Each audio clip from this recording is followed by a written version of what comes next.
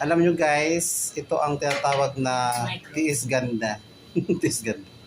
This ganda Micro ano? bleeding. Microblading. Microblading. Sa bagay nung nakaraan.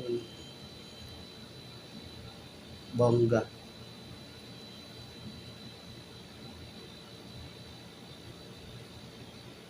Sakit ba? Hindi na, di ba? Pangalawa na kasi ito eh.